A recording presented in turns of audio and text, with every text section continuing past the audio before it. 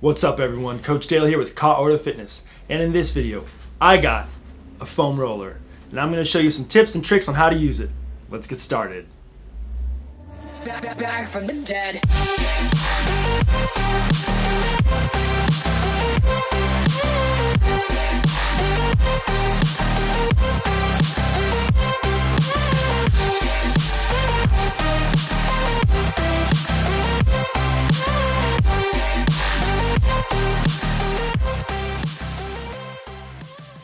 Foam rollers are a great tool and everyone should have one. You don't need to exercise to make use of a foam roller. They're relatively inexpensive. They cost from, I think on the cheap side, they're about $15 to $20. I got this one for about $15. And you can buy fancier ones if you want, but you probably don't need them. So a foam roller is primarily used for just that, rolling muscle. It's basically a form of self-massage and can help relax tight muscles, which can reduce pain in some cases, and that is where a lot of the benefit comes from. It's sometimes called myofascial release, which refers to creating more movement in your fascia, which is a fibrous, spiderweb-like connective tissue that surrounds the muscles and keeps everything in place. It's thought that rolling helps decrease restriction in the fascia and allows muscles to glide more smoothly beneath the skin. However, there is some debate over whether the name myofascial release is accurate and whether there is actual release of the fascia with rolling. So I'll refrain from calling it myofascial release and I'll just call it foam rolling. Believe it or not, the actual mechanisms of foam rolling benefits aren't fully understood within the scientific community or agreed upon, but there is definitely an agreement on the fact that it works. I personally see it as a way to self-massage my muscles, improve blood flow and circulation, and in some cases, relieve joint or muscle pain depending on the situation. Regardless of what you call it, if you've ever used a foam roller, you've probably found it to be beneficial. Another thing you can do with the foam roller is you can lay on it, on your back, and get a really effective neck and chest stretch. In addition, you can use it as a ergonomic footrest for when you play video games, and you can also use it as a clubbing tool, just in case you were interested. So I usually start rolling by rolling on my front where my quadriceps are, and I'll always start with the foam roller right above my knee, and I'll roll up toward my hip. I always like to roll toward the center line to get that circulation going toward my heart. And I'll just change the angle of my leg and I'll kind of roll it inside and outside so I can hit different areas of my quadricep all the way up through my hip.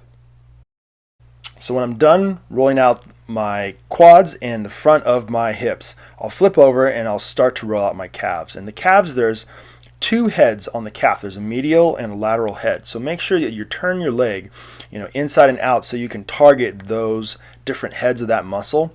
And just go slow, take your time. I usually spend 30 to 60 seconds per muscle group. It just kind of depends on how I'm feeling, but with my calves, I have really tight calves, so I tend to spend a lot of time on that area. And again, just take your time, go slow, and you'll get a lot of benefit. When I'm done with my calves, I will roll up to my hamstrings, and just like the calves, you have different muscles. You have muscles medially and laterally in your hamstrings. So make sure you turn your leg and get the inside and outside of your hamstring area. Mine are pretty good. I don't spend too much time, but I'll usually spend at least 30 seconds on my hamstrings. Another really good area that I have found to roll is the outside of your thigh. This is your IT band and your tensor fascia latae. Primarily fascia, but a little bit of muscle in there that gets tight. From there, I'll work up to my hip. I'm going to target my glutes and my piriformis muscle. And the way you can get into that area deep, you can cross your leg over to your knee. And what that does, it opens up your hip joint a little bit and allows you to target a little bit deeper past those superficial muscles. You got to get past the glute and into the piriformis. And this is an area that I found very, very beneficial to roll because it tends to get really tight, especially from a lot of sitting. So this is something I do a lot, especially before I squat or deadlift. After I've worked on my lower body, I'll usually move up to my upper body, and you can roll your upper body, especially your upper back, and kind of target your Traps, your deltoid, your rear deltoids, your rhomboids, and your lats to some degree with the roller. So I'll usually roll back and forth on this, and then when I want to target one shoulder and one lat specifically, I'll raise my arm and I'll start to roll toward that side, and you can really target the lat very effectively by doing this. It actually becomes a bit intense at times, but the one thing you'll find with rolling is the more you do it, the more you can tolerate over time, and I think your muscles just become a little bit more pliable and used to that pressure. Moving on to your front and shoulders, you can really effectively roll out your shoulders. You can turn your body to get the anterior, medial, and posterior aspects of your deltoid, and those muscles do get tight, believe it or not, and I found it to be very effective to roll those out from time to time. You can also really effectively target the biceps muscles in this position you see here. I found that I can get really deep into my biceps and really work the tension that builds up in there sometimes. And when I change the angle of the roller, I can kind of get a different angle on my upper arm area like you see, and I can also roll into my chest, and I found that this works kind of, not the whole chest, but certainly the outer area where your pectoralis attaches to your arm, and then this works pretty good.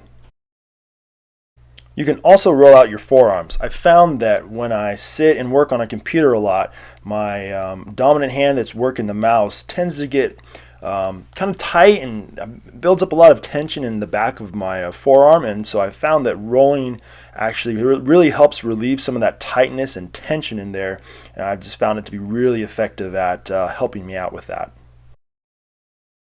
And this is how I would roll out my triceps. You can also do it up against the wall. You kind of just got to pick which one is going to work best for you. So as a quick summary, foam roll before your workouts is part of your warm-up and target really specific areas of tightness and pain.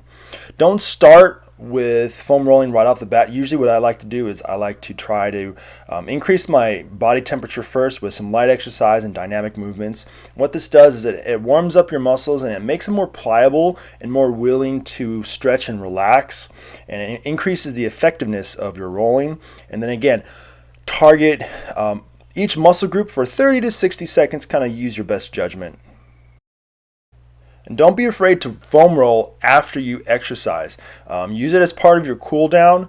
Generally, I tend to go very light when I'm using it as part of my cool down, but I do use it a lot. I like to pair it with some static stretching. I found usually some static stretching and some light foam rolling of all the different muscle groups.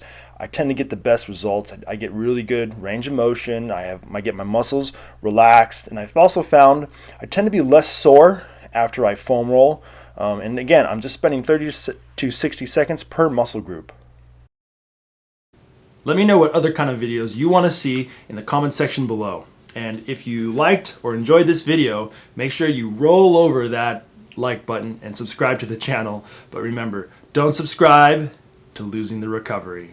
Keep working hard, stay healthy, and take care of yourself so that you can take care of others. Thanks for watching, and Kia Kaha.